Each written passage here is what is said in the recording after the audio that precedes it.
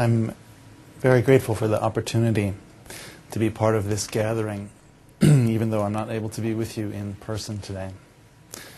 I was actually in this beautiful room where you are gathered now only a few months ago, when Tove and I had the humble pleasure of receiving a Distinguished Alumni Award from Augsburg. I was pleased and proud to receive that recognition, and those feelings were enhanced by knowing that Don had participated in nominating us. It was a generous nomination that was read aloud at that ceremony, but I also felt that I was giving something back to Don that day, letting him experience the mature pleasure of seeing the spotlight on a former student. Don has been an incredibly important part of my life, both professionally and personally, for more than 25 years. And while I'm completely devastated by the fact that he isn't here today, I do find some small comfort in being part of this event, just as I found some comfort in being able to spend time with Don's family that terrible week at Christmas. If you ask people who changed their lives for the better, almost always the name of a teacher comes to mind. Don was a great teacher right until the very end. He taught about languages, and he taught about the mind. He showed us what it means to have passion for your work. And in my case, he showed me the field that would become my profession. And I wasn't the only one. They say you can count how many seeds come from an apple, but you can't count how many apples come from a seed. And that's one way a great teacher achieves immortality.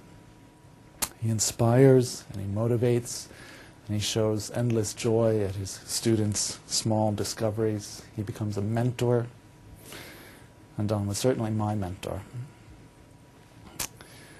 One of the first things I did after I spoke with Annelies on the day Don died was to write to my friend and Don's friend, Michiel van Krevel.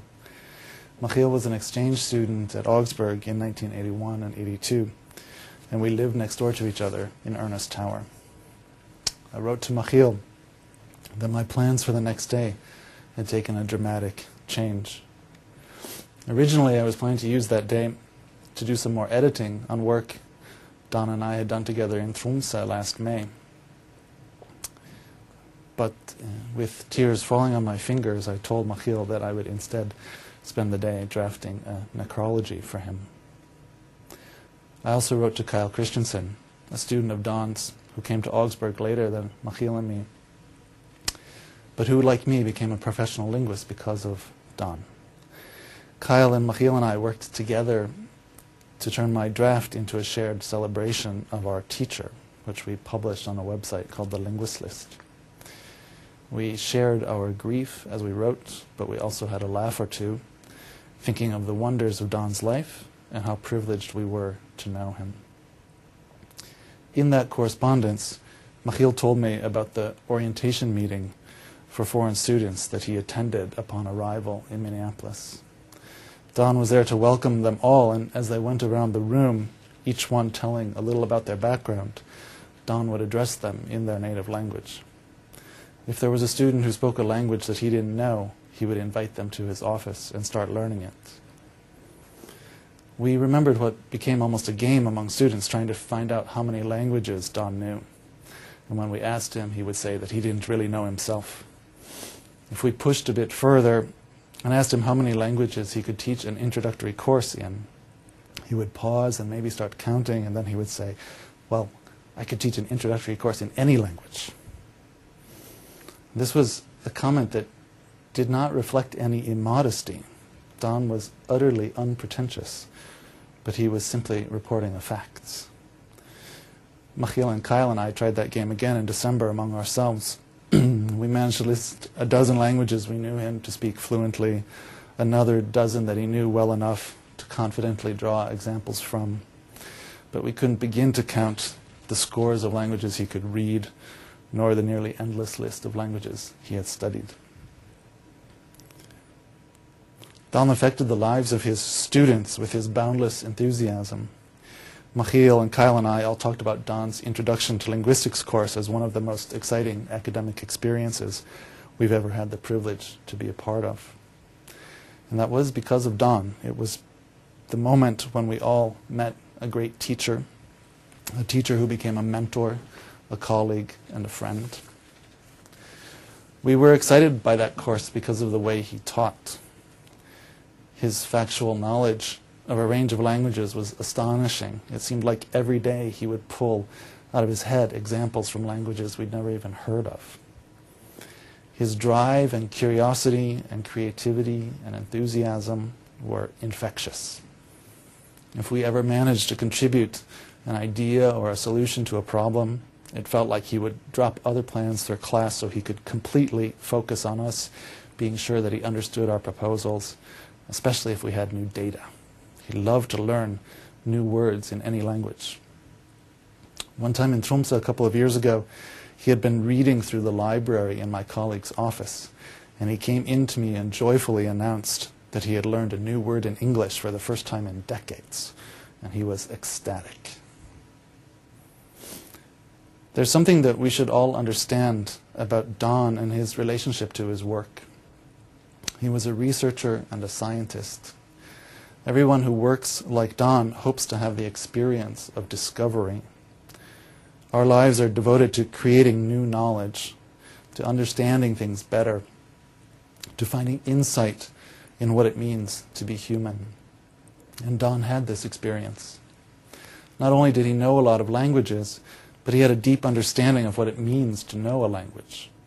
And he had a deep understanding of what that tells us about the human mind. He would be sad that he didn't get to learn even more. But we can find some comfort in knowing that he really discovered something and that he found satisfaction in that. He had also recently shown a greater sense of urgency. When I was in Minneapolis in October, we worked together one afternoon and outlined a book project. I told Don that I would be back in Minnesota in December, and he said to me then, on October 2nd in the afternoon, in a classroom next to his office, "We have to work quickly on this, Curt. I'm not going to be here forever, and I want to get this stuff out." And those words were not like Don. Maybe the urgency was, but not the realism, bordering on pessimism. They were really shocking to me.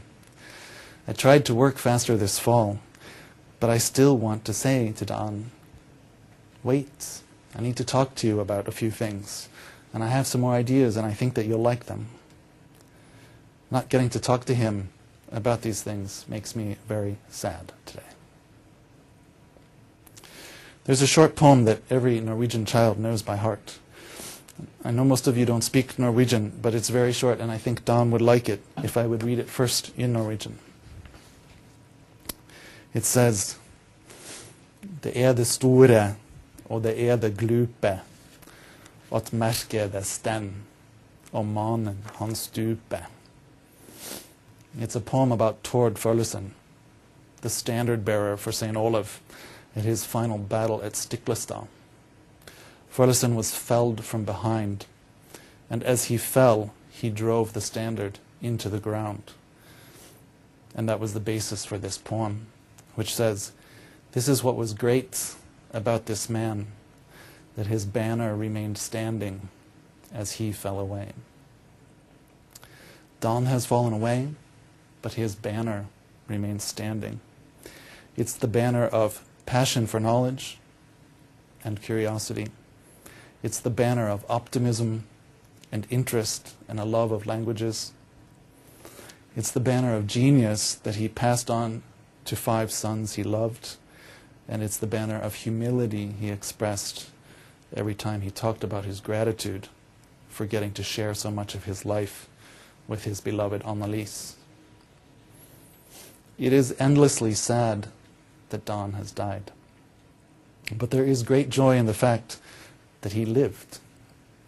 And if I try to put my sadness aside for a moment and think instead of the hope he instilled, I can conclude here with the words of Bjørnstjerne Bjørnson when he memorialized Roald Amundsen, the great explorer. He said, "That world is still young, that gives birth to such sons. Rest in peace, Don.